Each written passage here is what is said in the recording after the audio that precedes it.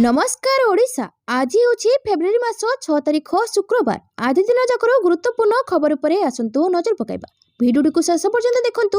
मात्र किछि समय मध्य जानिपारे आज दिन संपूर्ण खबर। ता पूर्व चैनल नुआ थिले चैनल को सब्सक्राइब करी पाखरे थिया बेल आइकन को ऑन करी रखंतु। परवर्ती खबर आसंता 20 रे राज्य बजेट। मुख्यमंत्री लड़िबे साधारण जनता मत। 2026-27 आर्थिक वर्षर बजेट प्रस्तुति पर गुरुवार बसिबो गुरुत्वपूर्ण बैठक। एही मीटिंग को अध्यक्षता करिवे मुख्यमंत्री मोहन चरण माझी।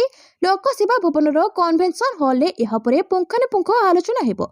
एथिरे विभिन्न वर्गर व्यक्ति विशेष तथा पूर्वतन मंत्री, अर्थ विशेषज्ञ, शिल्पपति, व्यवसायी, साधारण जनता विभागीय अधिकारी उपस्थित रहिबे। मुख्यमंत्री सेमानक ठारू विकसित ओडिशा पई मत लड़िबे। 2026-27 आर्थिक वर्षर बजेट पई पूर्वर विभागीय समीक्षा शेष होईछि। चलित राज्य बजेट 3 लाख कोटी अतिक्रम करिवार संभावना रहिछि। तेबे आसता 20 तारिख रे विधानसभा रे बजेट उपस्थापन करिवे मुख्यमंत्री तथा अर्थमंत्री मोहन चरण माझी। परवर्ती खबर सरकारी सुविधा पाइबे भाग चाषी। ओडिशा रे आसी पारे आईन। ओडिशा रे भाग चाषी आसिबो कि आईन। राजस्व विभागर उपनिबंधन कार्यालय उद्घाटन अवसर रे संकेत देले मुख्यमंत्री। भाग चाषी को आईनगत सुरक्षा देबाकू ए कार्यक्रम रे राजस्व मंत्री को मुख्यमंत्री कहिसंती। एने राजस्व विभागर विचार करबाकू कहिसंती। एही आईन आसिले भाग चाषी माने मध्य सरकारी सुविधा पाई परिबे। भाग चाषी प्रसंग रे राजस्व मंत्री सुरेश पचारी प्रतिक्रिया दैछंती। से कहिसंती जे भाग चाषी आईन प्रसंग रे कृषि विभाग, समवाय विभाग सहित आलोचना होईछि। को विभिन्न स्टेक होल्डर्स को सहित आलोचना कराजिबो। पूर्व रिपोर्ट रो अनुधान करा जाउछि जे बाहर राज्यर आईन को मध्य अनुधान करा जाउछि। परवर्ती खबर विश्व दरबार रे नुआ ट्रेंड सृष्टि करिबो ओडिशार पारंपरिक पोशाक सहज हेबो रप्तानी। ओडिशा पाई नूतन सुजोग सृष्टि करिबो भारत अमेरिका वाणिज्य चुक्ति। विश्व बजार रे पड़िबो ओडिशा पोशाकर चाहिदा। ओडिशार हस्ततंत्र हेउ किंबा आधुनिक रेडीमेड पोशाक भारत अमेरिका वाणिज्य चुक्ति फल एबे सबुठी पहुंचिबो ओडिशार कारीगरी। शुल्क कहळ हेबा कारणरू रप्तानी सहज हेबो, जहा हम बुणाकार व हस्ततंत्र शिल्पींक पई रोजगार नुआ पथ उन्मुक्त करिबो। विश्व दरबार रे ओडिशार पारंपरिक पोशाक एबे एक नुआ ट्रेंड सृष्टि करिबो। संबलपुरी एवं अन्य हस्ततंत्र अमेरिकीय बजार रे प्रवेश सहज हेबो। परवर्ती खबर राशन को नहीं केंद्र सरकार को बड़ पदक्षेप। जदि आपनकर राशन कार्ड अछि एवं आपण सरकार को मासिक मागणा राशन योजनार हिताधिकारी, तेबे यह आपनक पई गुरुत्वपूर्ण सूचना। केंद्र सरकार राशन को नगद सहित बदलाइबाकू योजना करुछंती। किछि अंचल रे एक पायलट प्रोजेक्ट आरंभ होई सारिछि। तथापि सोशल मीडिया रे रिपोर्ट प्रसारित होउछि जे केही शस्य पाइबे नाही। एपरि रिपोर्ट प्रति सतर्क रुहंतु। शस्य उपलब्ध हेबो, किंतु देय एवं बंटन प्रक्रिया डिजिटलाइजेशन करा जाउछि। शस्य बदल रे ई-रूपी किंबा नगद पारंपरिक राशन बंटन व्यवस्था को आहुरी आधुनिकरण करबा पई सरकार ई-रूपी व्यवहार करबाकू जाउछंती। चंडीगढ़ भले सहर रे सफल परीक्षण आरंभ होइछि। हिताधिकारी मानकू आउ शस्य पाई लंबा धाड़ी रे अपेक्षा करबाकू पड़िबो नाही, बरं सेमानक मोबाइल फोन को एक डिजिटल भाउचर एवं खाता को टंका पठा जाय पारे। प्राथमिक उद्देश्य होछि दुर्नीति को रखिबा एवं हिताधिकारी माने बजारु सेमानक पसंदर गुणात्मक शस्य किनि परिबे ताहा निश्चिंत करिबा। परवर्ती खबर चाषी को स्वार्थ सुरक्षित। एमिति किछि कहिले कृषि मंत्री शिवराज सिंह। अमेरिका सहित संप्रति होइथिबा वाणिज्य चुक्ति संपर्क रे सबठारु अधिक चिंता कृषि एवं दुग्ध क्षेत्र संपर्क रे प्रकाश करा जाउछि। तथापि केंद्रर मोदी सरकार दाबी करछंती जे एई चुक्ति रे भारतर स्वार्थ को ध्यान रखा जाइछि। कृषकक स्वार्थ संपूर्ण सुरक्षित। कृषक माने हमर खाद्य जगाणकारी एवं सेमानक स्वार्थ को सुरक्षित रखा जाइछि। कृषि मंत्री शिवराज सिंह गुरुवार स्पष्ट करछंती जे सेमानक पई बाजार खोला जाउ नाही। कृषि क्षेत्र संपर्क में कृषि मंत्री शिवराज सिंह चौहान कहते मु पुणी थे कहवाक चाहूँगी जे चाषी माने खाद्य जगाणकारी माने जीवनदाता। सेमानकर स्वार्थ होउछि देशर स्वार्थ जहाँ सुरक्षित। कृषक मानकर सेवा करिबा आम पई ईश्वर को सेवा करिबा भली आमर मुख्य शस्य फल दुग्धजात द्रव्य एवं बाजार सबु सुरक्षित अछि एवं सेमानक पई कोनोसी बाजार खोला जाउ नाही। परवर्ती खबर आम पई देशर अर्थ केवल जातीय सेवा। मुख्यमंत्री अध्ययन परिदर्शन कार्यक्रम में ओडिशा आसीथिबा दिल्ली स्थित नेशनल डिफेन्स कॉलेज प्रशिक्षार्थी अधिकारीगण आज लोकसेवा भवन ठारे मुख्यमंत्री मोहन चरण माझी को साक्षात करछंती। एही अध्ययन परिदर्शन कार्यक्रम में भारतीय सशस्त्र बाहिनीर अधिकारी मानक समेत आर्मेनिया, भूटान, श्रीलंका, मंगोलिया एवं नेपाल सेना बाहिनी अधिकारी माने मध्य जोग देथिले। एही अवसर रे मुख्यमंत्री कहिथिले जे आम पई देशर अर्थ हेउछि केवल जातीय सेवा, यह हमर प्रतिबद्धता प्रत्येक सामरिक अधिकारी भावावेग सहित आमर यह मनोभाव गभीर भाव में जड़ित बोली मुख्यमंत्री अधिकारी मानक कहिथिले। ऑपरेशन सिंधुर सफलता और भारतीय सशस्त्र बाहिनी कार्य को उच्च प्रशंसा करी मुख्यमंत्री कहते जे ऑपरेशन सिंधुर समय आमर बाहिनी द्वारा देखा साहस एवं साहसिकता को मो सलाम करुछि। एही ऑपरेशन आपणक श्रृंखला दृढ़ प्रतिबद्धता एवं निस्वार्थपर सेवार प्रमाण बोली मुख्यमंत्री कहिथिले। परवर्ती खबर राजस्व विभाग में मध्यस्थी जुग शेष दौड़ाक पड़बनी तहसिल गोटे क्लिक रे जमीजमा कार्य व्हाट्सएप रे राजस्व सेवा शुभारंभ। राजस्व विभाग मध्यस्थी जुग शेष राजस्व सेवा और लोकों मध्य रही तृतीय पार्टी आ बारंबार दौड़ाक पड़बनी तहसिल कार्यालय एणिकी गोटे क्लिक रे जमीजमा कार्य घरे बसी व्हाट्सएप माध्यम मिल राजस्व सेवा से भी पुणी 24 घंटा सेवा जगाइबे सरकार। यार शुभारंभ कर मुख्यमंत्री मोहन चरण माझी।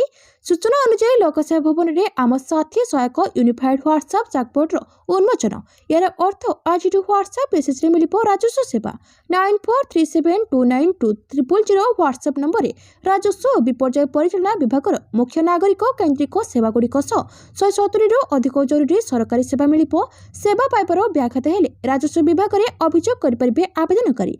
एथिसह 57टी उपनिबंधन कार्यालय उद्घाटन कर मुख्यमंत्री मोहन माझी। यह कार्यक्रम में राजस्व मंत्री सुरेश पुजारी सहित मुख्य शासन सचिव एवं विभागीय सचिव उपस्थित थिले। परवर्ती खबर ओडिशार द्रुत विकास को भारतीय सशस्त्र बाहिनी भूरी भूरी प्रशंसा। अध्ययन परिदर्शन कार्यक्रम में ओडिशा आसिथिबा दिल्ली स्थित नेशनल डिफेन्स कॉलेज प्रशिक्षार्थी अधिकारीगण आज लोकसेवा भवन ठारे मुख्यमंत्री श्री मोहन चरण माझी को साक्षात करिसेंति। एही अध्ययन परिदर्शन कार्यक्रम में भारतीय सशस्त्र बाहिनी अधिकारी मानक समेत आर्मेनिया भूटान श्रीलंका मंगोलिया एवं नेपाल सेना बाहिनी अधिकारी माने मध्य जोग देथिले। एही अवसर में मुख्यमंत्री कहिथिले जे आम पई देशर अर्थ होछि केवल जातीय सेवा यह आमर प्रतिबद्धता प्रत्येक सामरिक अधिकारी भावावेग सहित आमर यह मनोभाव गभीर भाव में जड़ित बोली मुख्यमंत्री अधिकारी मानक कहिथिले। ऑपरेशन सिंधुर सफलता और भारतीय सशस्त्र बाहिनी कार्य को उच्च प्रशंसा करी मुख्यमंत्री कहते जे ऑपरेशन सिंधु समय आमर बाहिनी द्वारा देखा साहस एवं साहसिकता को मु सलाम करुछि। यह ऑपरेशन आपणक श्रृंखला दृढ़ प्रतिबद्धता एवं निस्वार्थपर सेवार प्रमाण बोली मुख्यमंत्री कहिथिले। परवर्ती खबर पर्यटन को सहारा काराभान। उपमुख्यमंत्री प्रभाती परिड़ा पर्यटन काराभान को लोकार्पित करछंती। शांति स्तूप धौलीठारे एही लोकार्पण कार्यक्रम अनुष्ठित होईछि। एही काराभान माध्यम निज स्वच्छंदरे पर्यटक माने भ्रमण करिबार मजा नै परिबे। निजे किंबा निज परिवार और बंधु मानक सह विभिन्न स्थान को जाई सेठाकार खाद्यपेय संस्कृति एवं पर्यटन स्थली भ्रमण करिबार सुजोग पाइ परिबे। याको उद्घाटन करी श्रीमती परिड़ा कहिले जे एही काराभान टूरिज्म यूरोपीय देश रे खूब लोकप्रिय एवं ए क्षेत्र रे हमर अनन्य प्रयास युवा पर्यटक एवं एवं प्रकृति आधारित पर्यटक प्रेमी को आकर्षित करिब। परवर्ती खबर कोयला खनि रे बड़ धरणर विस्फोरण 10 श्रमिक मृत। उत्तर पूर्व राज्य मेघालय एक बड़ अघटनर खबर आसी। एक कोयला खनि विस्फोरण रे 10 जन श्रमिकों मृत्यु घटी। गुरुवार दिन मेघालय पूर्व जयंतिया हिल्स जिलार माइनसिंघाट थांगोस्को अंचल रे एक बेआईन कोयला खनिर डायनामाइट विस्फोरण कारण एक अघटन घटी। यह घटन में मृत्युवरण कर मृतकों परिचय एपर्यंत मिल पारि नहीं। सेपटे आहत मानकर चिकित्सा शिलंग को पठाई।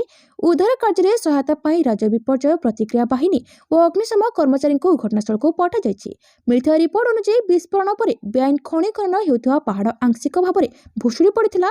तेणु यह पहाड़ तले भी किसी श्रमिक फसी रही पारती बोली सन्देह कर उद्धार कार्य जारी रही। प्रशासन घटना पर नजर रखी। परवर्ती खबर अश्विनी वैष्णव को ओडिशा रे पुराई देबुनी। राज्यसभा गर्जिले मुन्ना खां। राज्यसभा रेलमंत्री अश्विनी वैष्णव को टार्गेट करी गर्जिछंती एमपी मुन्ना खां। नवरंगपुर एवं मालकानगिरी जिला को रेलपथ संजोग पाई केंद्र सरकार को निकट में से दृढ़ दाबी उपस्थापन रखिछंती।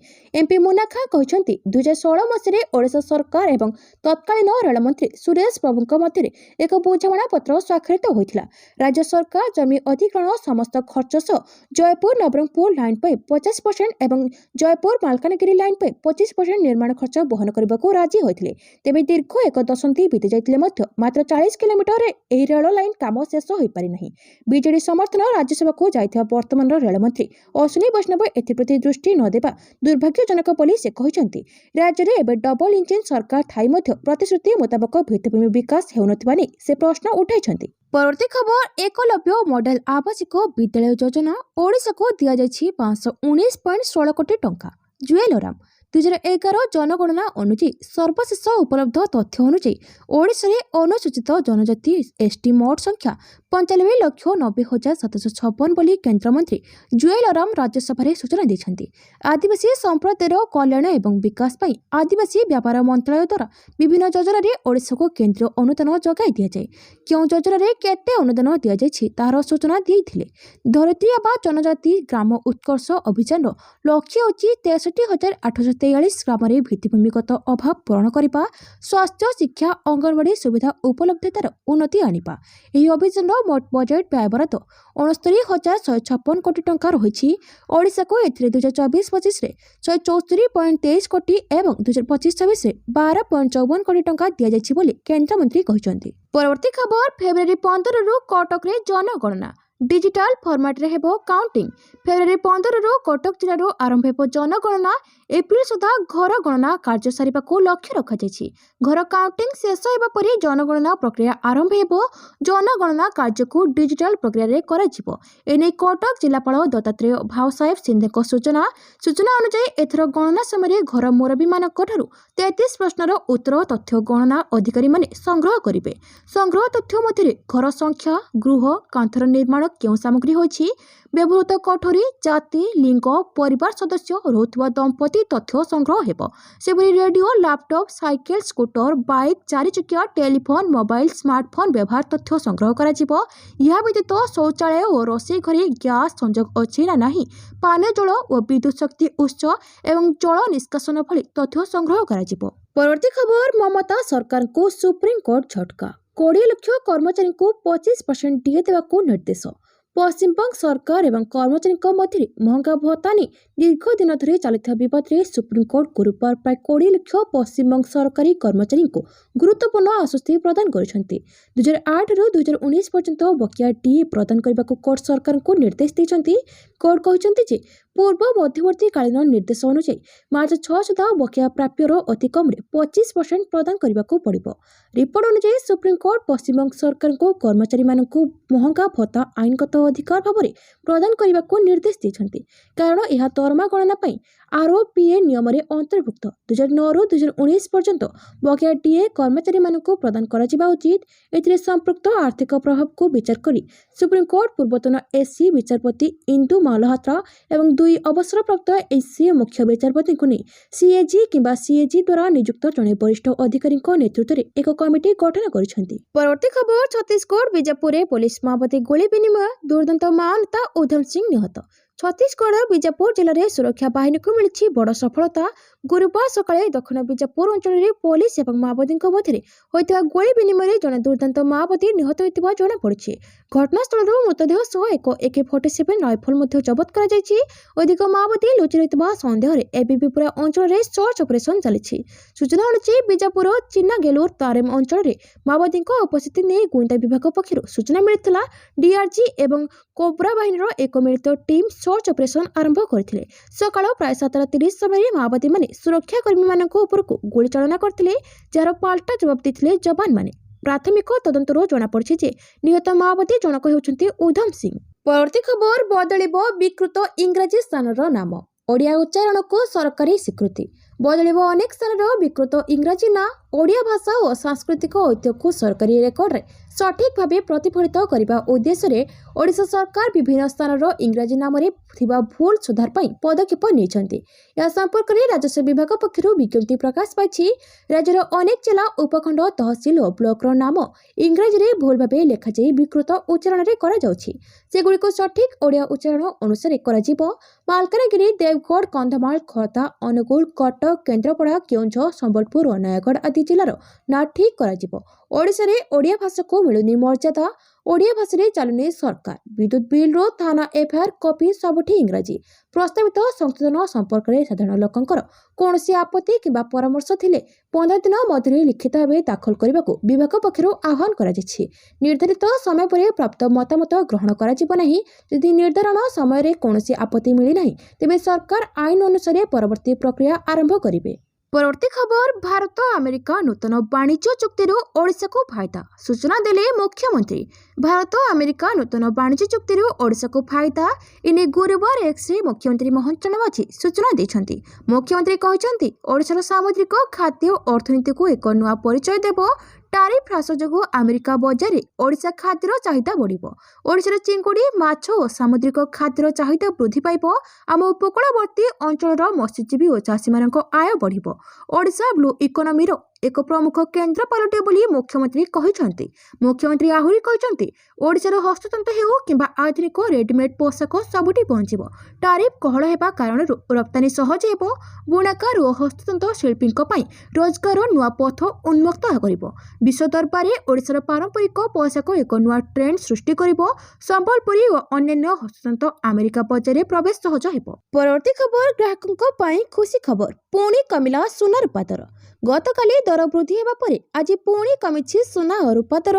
ଆଜି ସକାଳେ ସେୟାର ମାର୍କେଟ ଖୋଲିବା ମାତ୍ରେ 24 କ୍ୟାରେଟ୍ ସୁନାର ମୂଲ୍ୟ 5,000 ହ୍ରାସ ପାଇଛି। 10 ଗ୍ରାମ ପିଛା 24 କ୍ୟାରେଟ୍ ସୁନାର ଦାମ 1,54,570 ହୋଇଛି। ଗତକାଲି ଏହା 1,59,590 ରହିଥିଲା। ସେହିପରି 22 କ୍ୟାରେଟ୍ ସୁନା 4,600 କମିଛି।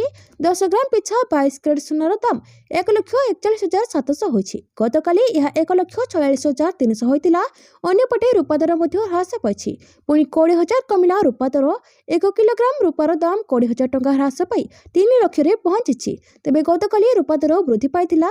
3,20,000 ଟଙ୍କା ରହିଥିଲା ରୂପା ଦର। ତେବେ ଆଜି ସୁନା ଓ ରୂପା ଦର କମିବା ପରେ ଗ୍ରାହକଙ୍କୁ ଆଶ୍ୱସ୍ତି ମିଳିଛି। ପରବର୍ତ୍ତୀ ଖବର, ଘୁଞ୍ଚି ଚାଲିଛି ବୋର୍ଡ ଓ ନିଗମ ଘୋଷଣା। ମନ ମାରି ବସିଛନ୍ତି ମାଳମାଳ ଆସେଇ। ମୁଣ୍ଡ ଉପରେ ପଞ୍ଚାୟତ ପରୀକ୍ଷା। ବୋର୍ଡ ଓ ନିଗମ ଲଡୁ ମିଳିବ। ଏହି ମାସରେ ଘୋଷଣା ହେବ। ନୂଆବର୍ଷ ସୁଦ୍ଧା ସରିବ। ପୁଣି ଜାନୁଆରୀରେ ଶେଷ ବେଳକୁ ଚୂଡ଼ାନ୍ତ ହୋଇଯିବ। ବରିଷ୍ଠ ନେତା ଏମିତି ତାରିଖ ପରେ ତାରିଖ ଆଉ କଣ୍ଟ ପରେ କଣ୍ଟ ଦେଇ ଚାଲିଛନ୍ତି। ଏପଟେ ଆଶାୟୀଙ୍କ ଧୈର୍ଯ୍ୟଚ୍ୟୁତି ଘଟିଲାଣି। ଆଗକୁ ପଞ୍ଚାୟତ ନିର୍ବାଚନ। ସମ୍ଭବତଃ ବର୍ଷ ଶେଷ ସୁଦ୍ଧା ପଞ୍ଚାୟତ ଲଢ଼େଇ ହୋଇଯିବ। ତଥାପି ଏଯାଏଁ ବୋର୍ଡ ଓ ନିଗମ ପଦ ଘୋଷଣା ଘୁଞ୍ଚି ଚାଲିଛି। ରାଜ୍ୟରେ ପ୍ରଥମ ଥର ପାଇଁ ବିଜେପି ଏକାକୀ ସରକାର ଗଢ଼ିଛି।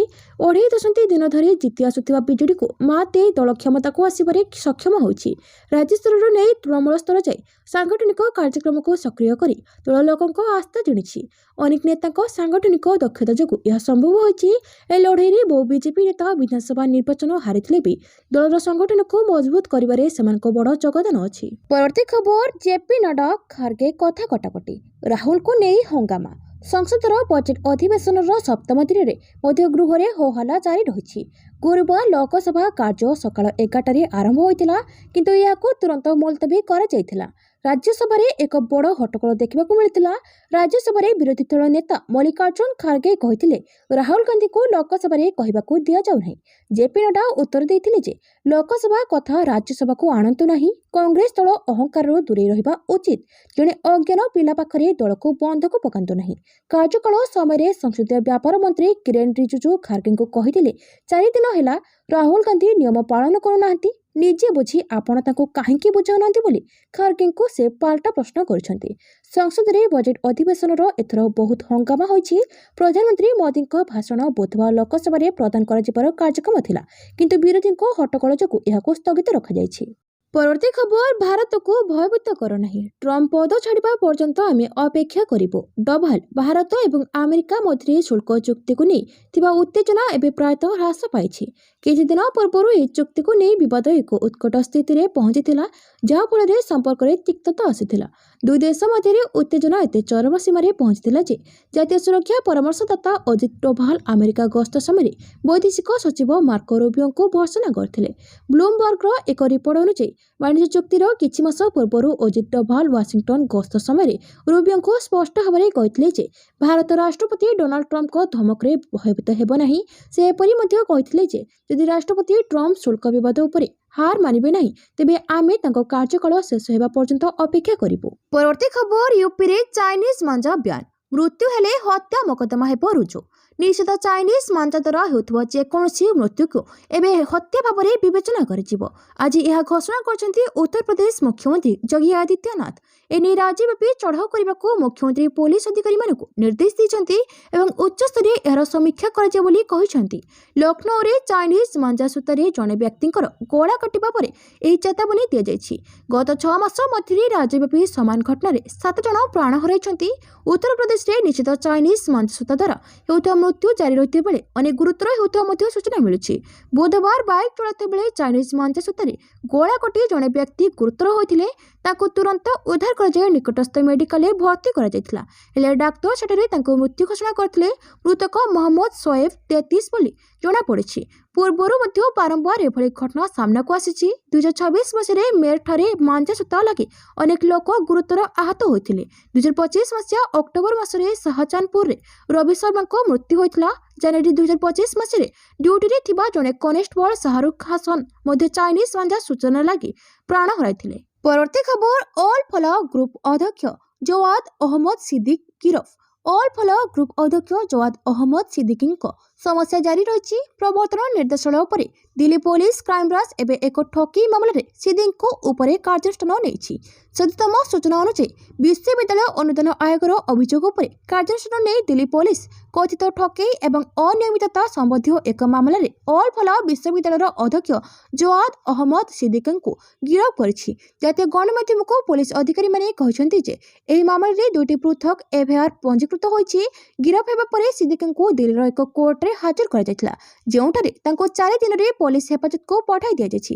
ପୂର୍ବରୁ ଇଡି ଅଲ୍ ଫଲାହ ବିଶ୍ୱବିଦ୍ୟାଳୟ ସହ ଜଡ଼ିତ ମାମଲାଗୁଡ଼ିକର ମଧ୍ୟ ତଦନ୍ତ କରିଛି। ଇଡି ସନ୍ଦେହ କରୁଛି ଯେ ଆର୍ଥିକ କାରବାର ମଧ୍ୟ ଶିକ୍ଷାଗତ ଅନିୟମିତତା ଦ୍ୱାରା କଳୁଷିତ ହୋଇଥିଲା। ଏ ସମ୍ପର୍କରେ ପୂର୍ବରୁ ଡକ୍ୟୁମେଣ୍ଟଗୁଡ଼ିକର ଯାଞ୍ଚ ଏବଂ ପଚରାଉଚରା କରାଯାଇଛି। ପରବର୍ତ୍ତୀ ଖବର, ଆଜିଠୁ ନକ୍ସଲ ମୁକ୍ତ ହେଲା କୋରାପୁଟ ଜିଲ୍ଲା। ଦକ୍ଷିଣ ପଶ୍ଚିମାଞ୍ଚଳ ଡିଆଇଜି କନୱର ବିଶଲ ସିଂଙ୍କ ସୂଚନା। ଆଜିଠୁ ନକ୍ସଲ ମୁକ୍ତ ହେଲା କୋରାପୁଟ। ପ୍ରେସମିଟ୍ରେ ସୂଚନା ଦେଲେ ଦକ୍ଷିଣ ପଶ୍ଚିମାଞ୍ଚଳ DIG doctor Kanwar Vishal Singh. SM cadre ମାଓବାଦୀ ମମତା ପଡ଼ିଆମୀ ଆତ୍ମସମର୍ପଣ କରିଛନ୍ତି। ରାଇଫଲ ଓ ବିଭିନ୍ନ ଗୋଳାବାରୁଦ ସହ ମମତା ଆତ୍ମସମର୍ପଣ କରିଛନ୍ତି। ମମତାଙ୍କ ଆତ୍ମସମର୍ପଣ ପରେ କୋରାପୁଟ ନକ୍ସଲ ମୁକ୍ତ ହେଲା ବୋଲି କହିଛନ୍ତି ଡିଆଇଜି କନୱର ବିଶଲ ସିଂ। 2023 ମସିହାରେ ମମତା ଛତିଶଗଡ଼ ବିଜାପୁର ଅଞ୍ଚଳର ବିଭିନ୍ନ ହତ୍ୟା ମାମଲାରେ ଜଡ଼ିତ ଥିଲେ। ମମତାଙ୍କ ଠାରୁ ଗୋଟିଏ ରାଇଫଲ ଏବଂ 10 ପ୍ରକାର ବିଭିନ୍ନ ଗୋଳାବାରୁଦ ଜବତ ହୋଇଛି। ସରକାରଙ୍କ ଆତ୍ମସମର୍ପଣ ନୀତିରେ ଅନୁପ୍ରାଣିତ ହୋଇ ସେ ଆତ୍ମସମର୍ପଣ କରିଥିବା କହିଛନ୍ତି। ପରବର୍ତ୍ତୀ ଖବର, ଆଶାୟୀଙ୍କ ପାଇଁ ନୂଆ ନିୟମ। ଚାକିରି ପାଇଲେ ଆଉ ଦେଇପାରିବେନି ଆଇଏଏସ୍ ପରୀକ୍ଷା। କେନ୍ଦ୍ର ଲୋକସେବା ଆୟୋଗ ବୁଧବାର ଏହାର ନିୟମରେ ବଡ଼ ପରିବର୍ତ୍ତନ କରିଛି। କେଉଁ ପରୀକ୍ଷାର୍ଥୀ କେତେ ଥର ୟୁପିଏସସି ସିଭିଲ ସର୍ଭିସ ଏକ୍ଜାମ ଦେଇପାରିବେ ଏବଂ ସେମାନଙ୍କ ଯୋଗ୍ୟତା କ'ଣ ରହିବ ସେ ବାବଦରେ ଘୋଷଣା କରାଯାଇଛି। ଏଥିସହ ୟୁପିଏସସି 2026 ପରୀକ୍ଷା ଲାଗି ବିଜ୍ଞପ୍ତି ଜାରି ହୋଇଛି। ବିଶେଷ କରି ଭାରତୀୟ ପ୍ରଶାସନିକ ସେବା, ଭାରତୀୟ ବୈଦେଶିକ ସେବା ଏବଂ ଭାରତୀୟ ପୋଲିସ ସେବା ଅଧିକାରୀଙ୍କ ପାଇଁ ଏହି ନୂତନ ନିୟମ ଅଧିକ ସ୍ପଷ୍ଟ ହୋଇଛି। ସିଏସସି 2026 ମାଧ୍ୟମରେ ଆଇଏଏସ୍, ଆଇଏଫଏସ୍, ଆଇପିଏସ୍, ଆଇଆର୍ଏସ୍ ଓ ଅନ୍ୟ ଗ୍ରୁପ୍ ଏବଂ ଗ୍ରୁପ୍ ବି ସେବା ସମେତ ବିଭିନ୍ନ ସିଭିଲ ସେବାରେ ପ୍ରାୟ 933 ଖାଲି ପଦ ପୂରଣ କରାଯିବ। ସେଥିମଧ୍ୟରୁ 33 ଖାଲି ପଦ ବି ଦିବ୍ୟାଙ୍ଗ ଆଶାୟୀଙ୍କ ପାଇଁ ସଂରକ୍ଷିତ ରହିଛି। ପରବର୍ତ୍ତୀ ଖବର, କଏଦୀଙ୍କ ଆତ୍ମହତ୍ୟା ରୋକିବା ପାଇଁ ବିଶେଷ ପ୍ରୋଟୋକଲ। ବନ୍ଦୀଙ୍କ ମାନସିକ ସ୍ୱାସ୍ଥ୍ୟ ପରୀକ୍ଷା ବାଧ୍ୟତାମୂଳକ। ରାଜ୍ୟର ସମସ୍ତ ବନ୍ଦୀଙ୍କ ନିୟମିତ ମାନସିକ ସ୍ୱାସ୍ଥ୍ୟ ପରୀକ୍ଷା କରିବାକୁ ବାଧ୍ୟତାମୂଳକ ବୋଲି ଓଡ଼ିଶା ରାଜ୍ୟ ମାନବିକ ଅଧିକାର ଆୟୋଗ କହିଛନ୍ତି। ଏଥିସହ 6 ମାସ ମଧ୍ୟରେ ଖାଲି ପଡ଼ିଥିବା ସମସ୍ତ ମନୋଚିକିତ୍ସକ ପଦବୀ ପୂରଣ କରିବାକୁ, କଏଦୀଙ୍କ ଆତ୍ମହତ୍ୟା ରୋକିବା ପାଇଁ ବିଶେଷ ପ୍ରୋଟୋକଲ କାର୍ଯ୍ୟକାରୀ କରିବାକୁ ଏବଂ କାରାଗାର କର୍ମଚାରୀଙ୍କ ମାନସିକ ସ୍ୱାସ୍ଥ୍ୟ ଉପରେ ନିୟମିତ ପ୍ରଶିକ୍ଷଣ ଦେବାକୁ ମଧ୍ୟ ଆଦେଶ ଦେଇଛନ୍ତି।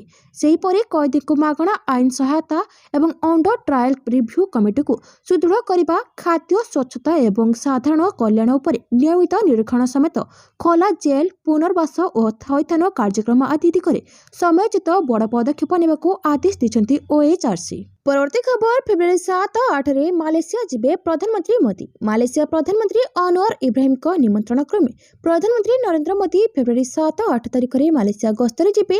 ଏହା ମୋଦିଙ୍କ ତୃତୀୟ ମାଲେସିଆ ଗସ୍ତ ହେବ। ଅଗଷ୍ଟ 2024ରେ ଭାରତ ମାଲେସିଆ ସେମାନଙ୍କର ଦ୍ୱିପାକ୍ଷିକ ସମ୍ପର୍କକୁ ଏକ ବ୍ୟାପକ ରଣନୈତିକ ସହଭାଗିତାକୁ ଉନ୍ନତି କରିବା ପରଠାରୁ ଏହା ମୋଦିଙ୍କ ପ୍ରଥମ ମାଲେସିଆ ଗସ୍ତ ହେବ। ଗସ୍ତ ସମୟରେ ମୋଦି ଏବଂ ଅନୱାର ଇବ୍ରାହିମ ଭାରତ ମାଲେସିଆ ସମ୍ପର୍କର ବିଭିନ୍ନ କ୍ଷେତ୍ରକୁ ନେଇ ଦ୍ୱିପାକ୍ଷିକ ଆଲୋଚନା କରିବାର କାର୍ଯ୍ୟକ୍ରମ ଅଛି। ମୋଦି ଏହି ଗସ୍ତ ବେଳେ ମାଲେସିଆରେ ରହୁଥିବା ଭାରତୀୟ ସମୁଦାୟ ଲୋକ, ଶିଳ୍ପ ଓ ବ୍ୟବସାୟ ଜଗତର ପ୍ରତିନିଧିଙ୍କୁ ଭେଟିବାର କାର୍ଯ୍ୟକ୍ରମ ରହିଛି। ଏହି ଗସ୍ତ ସହିତ 10ମ ଭାରତ ମାଲେସିଆ ସିଇଓ ଫୋରମ ବୈଠକ ଅନୁଷ୍ଠିତ ହେବାକୁ ଯାଉଛି।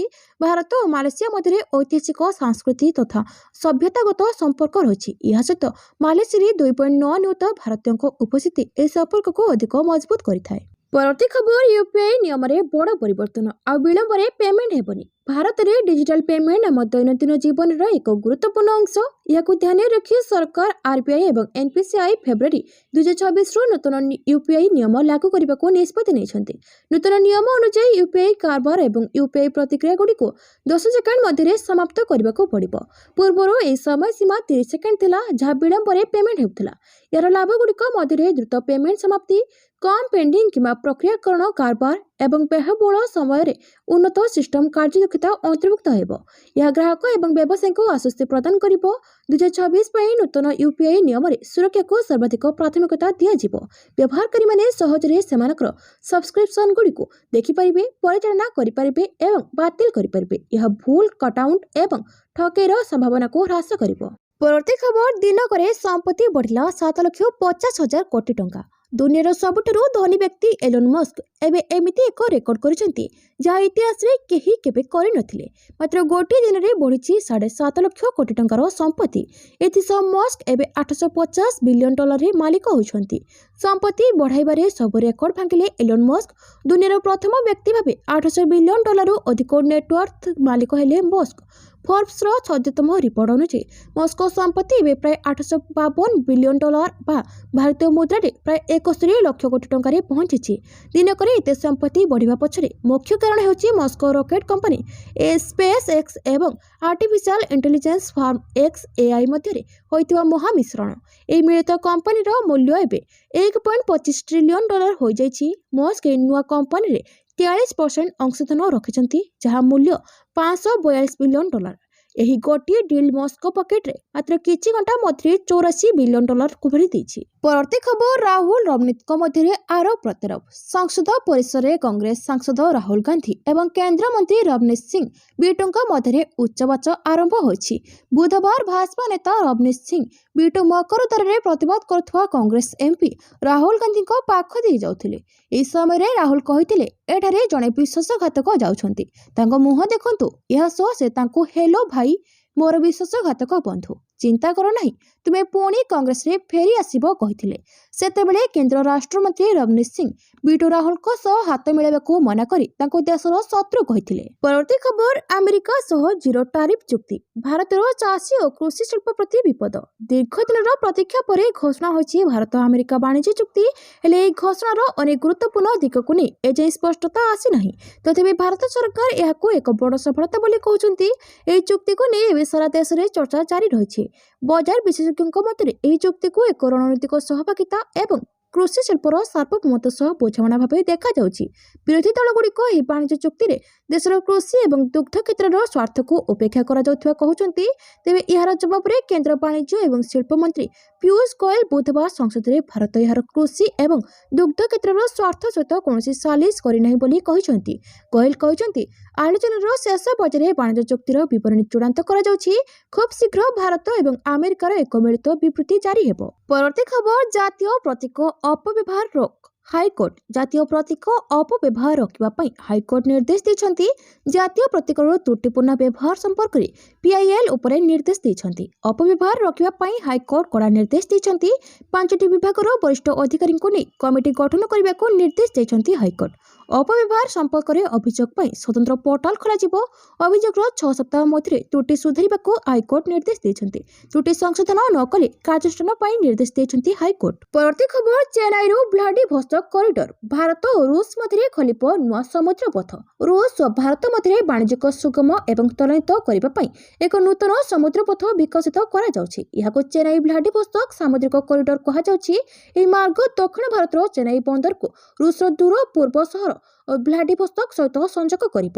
ଏହି କରିଡର ଖୋଲିବା ଦ୍ୱାରା ଦୁଇ ଦେଶ ମଧ୍ୟରେ ସାମଗ୍ରୀ ପରିବହନ ପାଇଁ ଲାଗୁଥିବା ସମୟ ହ୍ରାସ ପାଇବ। ବର୍ତ୍ତମାନ ଭାରତରୁ ରୁଷକୁ ସମୁଦ୍ର ପଥରେ ସାମଗ୍ରୀ ପରିବହନ କରିବାକୁ 40 ଦିନ କିମ୍ବା ତାଠାରୁ ଅଧିକ ଦିନ ସମୟ ଲାଗୁଛି। ନୂତନ ଚେନ୍ନାଇ ଭ୍ଲାଡିଭୋଷ୍ଟକ୍ କରିଡର ଏହି ସମୟକୁ ପ୍ରାୟ 24 ଦିନକୁ ହ୍ରାସ କରିପାରିବ ବୋଲି କୁହାଯାଉଛି। ଏହାର ଅର୍ଥ ହେଉଛି ପୂର୍ବ ଅପେକ୍ଷା ପ୍ରାୟ 2 ସପ୍ତାହ ଶୀଘ୍ର ସାମଗ୍ରୀ ପରିବହନ ହୋଇପାରିବ। ଏହା ବାଣିଜ୍ୟ କମ୍ପାନୀଗୁଡ଼ିକୁ ଯଥେଷ୍ଟ ଲାଭ ଦେବ। ସାମଗ୍ରୀଗୁଡ଼ିକ କମ୍ ସମୟ ପାଇଁ ଗୋଦାମରେ ରହିବ, ଯାହାଫଳରେ ସଂରକ୍ଷଣ ଖର୍ଚ୍ଚ ହ୍ରାସ ପାଇବ। ପରବର୍ତ୍ତୀ ଖବର, ଇରାନ ମହିଳାଙ୍କୁ ନୂଆ ସ୍ୱାଧୀନତା, ମିଳିବ ମୋଟର ସାଇକେଲ ଲାଇସେନ୍ସ। ଇରାନରେ ମହିଳାମାନଙ୍କ ସମ୍ପର୍କରେ ଏକ ବଡ଼ ଗୁରୁତ୍ୱପୂର୍ଣ୍ଣ ନିଷ୍ପତ୍ତି ନିଆଯାଇଛି। ମହିଳାମାନେ ଏବେ ଆଇନଗତ ଭାବରେ ମୋଟର ସାଇକେଲ ଡ୍ରାଇଭିଂ ଲାଇସେନ୍ସ ପାଇପାରିବେ। ଗଣମାଧ୍ୟମ ରିପୋର୍ଟ ଅନୁସାରେ ଏହି ନିଷ୍ପତ୍ତି ବର୍ଷ ବର୍ଷର ଆଇନଗତ ଅସ୍ପଷ୍ଟତାର ଅନ୍ତ ଘଟାଇଛି।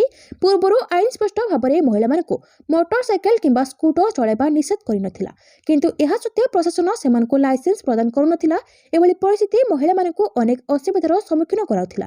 ସଡ଼କ ଦୁର୍ଘଟଣାରେ ଆହତ ହେଲେ ମଧ୍ୟ ସେମାନଙ୍କର ବୈଧ ଲାଇସେନ୍ସ ନଥିବାରୁ ସେମାନଙ୍କୁ ପ୍ରାୟତଃ ଦୋଷ ଦିଆଯାଉଥିଲା। ଏହି ନୂତନ ସରକାରୀ ନିଷ୍ପତ୍ତି ଏଭଳି ସମସ୍ୟାଗୁଡ଼ିକର ସମାଧାନ କରିବ ବୋଲି ଆଶା କରାଯାଉଛି। ପରବର୍ତ୍ତୀ ଖବର, ବିହାରରେ ପୁଣି ଥରେ ହେଉ ବିଧାନସଭା ନିର୍ବାଚନ, ସୁପ୍ରିମକୋର୍ଟରେ ପହଞ୍ଚିଲା ପ୍ରଶାନ୍ତ କିଶୋରଙ୍କ ଜନସ୍ୱରାଜ।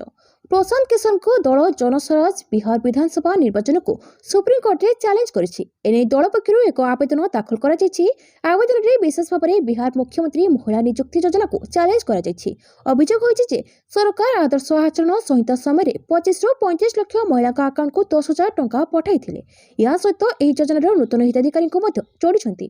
ପିକେଙ୍କ ଦଳ କୋର୍ଟକୁ ଅନୁରୋଧ କରିଛି ଯେ ନିର୍ବାଚନକୁ ପ୍ରଭାବିତ କରୁଥିବା ମାଗଣା ଉପହାର ଏବଂ କଲ୍ୟାଣକାରୀ ଯୋଜନା କାର୍ଯ୍ୟକାରୀ କରିବା ପାଇଁ ଶାସକ ଦଳ ପାଇଁ 6 ମାସର ସମୟସୀମା ଧାର୍ଯ୍ୟ କରିବାକୁ ନିର୍ବାଚନ କମିଶନକୁ ନିର୍ଦ୍ଦେଶ ଦିଅନ୍ତୁ। ଜନସ୍ୱରାଜ ବିହାର ନିର୍ବାଚନ ଅନିୟମିତତା ହୋଇଥିବା ଅଭିଯୋଗ କରି ଏକ ରିଟ୍ ପିଟିସନ ଦାୟର କରିଛି। ପରବର୍ତ୍ତୀ ଖବର, ସାଉଦି ସରକାରଙ୍କ ଅଜବ ପଦକ୍ଷେପ, ଏବେ ଅଟୋଙ୍କୁ ମିଳିବ ପାସପୋର୍ଟ। ସାଉଦି ଆରବ ଏପରି ଏକ ନିଷ୍ପତ୍ତି ନେଇଛି ଯାହା ସାରା ବିଶ୍ୱକୁ ଆଶ୍ଚର୍ଯ୍ୟ କରିଛି। ଏବେ ମଣିଷଙ୍କ ଭଳି ଅଟୋମାନଙ୍କୁ ମଧ୍ୟ ପାସପୋର୍ଟ ଦିଆଯିବ। ସରକାର ଦେଶର ଲକ୍ଷ ଲକ୍ଷ ଅଟୋଙ୍କ ପାଇଁ ସରକାର ପାସପୋର୍ଟ ଜାରି କରିବାକୁ ଯୋଜନା ଘୋଷଣା କରିଛନ୍ତି। ଏହି ପଦକ୍ଷେପ ଦ୍ୱାରା ଅଟୋଙ୍କ କ୍ରୟ ବିକ୍ରୟ, ଚିହ୍ନଟ ଏବଂ ପରିଚାଳନାରେ ଉନ୍ନତି ଆସିବ ବୋଲି କୁହାଯାଉଛି। ଶତାବ୍ଦୀ ଧରି ଆରବ ଉପଦ୍ୱୀପରେ ଅଟୋ ଜୀବନରେ ଏକ ଅବିଚ୍ଛେଦ ଅଂଶ ହୋଇ ରହିସାରିଛି। ପରିବହନ, ବାଣିଜ୍ୟ ଏବଂ ମରୁଭୂମି ଜୀବନରେ ଅଟୋମାନେ ଗୁରୁତ୍ୱପୂର୍ଣ୍ଣ ଭୂମିକା ଗ୍ରହଣ କରିଥାନ୍ତି। 2021 ମସିହାରେ ପ୍ରକାଶିତ ଗବେଷଣା ଅନୁଯାୟୀ ସାଉଦି ଆରବରେ ଅଟୋଙ୍କ କାର୍ଯ୍ୟ 7,000 ବର୍ଷ ପୁରୁଣା ହୋଇପାରେ। ହଜାର ହଜାର ବର୍ଷ ଧରି ଆରବ ସଭ୍ୟତାରେ ଅଟୋର ଗୁରୁତ୍ୱ ରହିଛି। ପରବର୍ତ୍ତୀ ଖବର, ଭାରତ ଆମେରିକା ବାଣିଜ୍ୟ ଚୁକ୍ତି, ଆସନ୍ତା ସପ୍ତାହରେ ମିଳିବ ବିବୃତ୍ତି। ଭାରତ ଆମେରିକା ବାଣିଜ୍ୟ ଚୁକ୍ତିକୁ ନେଇ ତର୍କ ବିତର୍କ ଲାଗି ରହିଥିବା ବେଳେ ଆସନ୍ତା ସପ୍ତାହରେ ଏହା ଉପରେ ଦୁଇ ଦେଶ ମିଳିତ ବିବୃତ୍ତି ଜାରି କରିପାରନ୍ତି। ଏହି ବିବୃତ୍ତି ବାଣିଜ୍ୟ ଚୁକ୍ତିକୁ ନେଇ ରହିଥିବା ଗୋପନୀୟତା ଉପରୁ ପରଦା ହଟାଇବ। ଆମେରିକା ରାଷ୍ଟ୍ରପତି ଡୋନାଲ୍ଡ ଟ୍ରମ୍ପ ଏହି ବାଣିଜ୍ୟ ଚୁକ୍ତିକୁ ନେଇ ଏକତରଫା ଘୋଷଣା କରିଥିଲେ ଯେ ଏହି ଚୁକ୍ତି ଭାରତରେ ଶୁଳ୍କକୁ 50%ରୁ 18%କୁ ହ୍ରାସ କରିବ। କିନ୍ତୁ ପ୍ରଧାନମନ୍ତ୍ରୀ ନରେନ୍ଦ୍ର ମୋଦିଙ୍କ ସାମାଜିକ ଗଣମାଧ୍ୟମ ପୋଷ୍ଟରେ ଏ ବିଷୟରେ କିଛି ତଥ୍ୟ ରହିନଥିଲା, ଯାହାକୁ ନେଇ ଅନିଶ୍ଚିତତା ପ୍ରକାଶ ପାଇବା ସହିତ ବିରୋଧୀ ଦଳମାନେ ତୀବ୍ର ସମାଲୋଚନା କରିଥିଲେ। ଆସନ୍ତା ସପ୍ତାହରେ ଟ୍ରମ୍ପ ପ୍ରଶାସନର ବରିଷ୍ଠ ଅଧିକାରୀମାନେ ଭାରତ ଗସ୍ତରେ ଆସୁଛନ୍ତି। ଉଭୟ ଭାରତ ଆମେରିକା ପକ୍ଷରୁ ଯୁଗ୍ମ ବିବୃତ୍ତି ପ୍ରଦାନ କରାଯିବା ପରେ ବାଣିଜ୍ୟ ଚୁକ୍ତି ସମ୍ପର୍କରେ ସବିଶେଷ ତଥ୍ୟ ମିଳିପାରିବ। ଏହି ଚୁକ୍ତିକୁ ନେଇ ଆଲୋଚନା ଗୋଟିଏ ବର୍ଷ ଧରି ଚାଲିଥିଲା ଏବଂ ଭାରତ ଆମେରିକା ସମ୍ପର୍କ ସର୍ବକାଳୀନ ସର୍ବନିମ୍ନ ସ୍ତରରେ ପହଞ୍ଚିଥିଲା। ତେବେ ସୂତ୍ରରୁ ମିଳିଥିବା ସୂଚନା ଅନୁଯାୟୀ କୃଷି, ଦୁଗ୍ଧ ଓ ମତ୍ସ୍ୟ ଚାଷ ପରି ସମ୍ବେଦନଶୀଳ କ୍ଷେତ୍ରକୁ ଏଥିରେ ସୁରକ୍ଷିତ ରଖାଯାଇଛି। ଏହି ଗୁରୁତ୍ୱପୂର୍ଣ୍ଣ କ୍ଷେତ୍ରକୁ ନେଇ ଚୁକ୍ତି ବିଳମ୍ବିତ ହୋଇଥିଲା। ଗତ ମାସରେ ଆମେରିକା ବାଣିଜ୍ୟ ମନ୍ତ୍ରୀ ହାୱାର୍ଡ ଲୁଟନିଙ୍କୁ କହିଥିଲେ ଯେ ପ୍ରଧାନମନ୍ତ୍ରୀ ମୋଦି ଗତ ବର୍ଷ ସିଧାସଳଖ ଚୁକ୍ତିନାମାରେ ମୋହର ମାରିବା ପାଇଁ ଟ୍ରମ୍ପଙ୍କୁ ଡାକି ତାଙ୍କ ଅହଙ୍କାର ବଢ଼ାଇ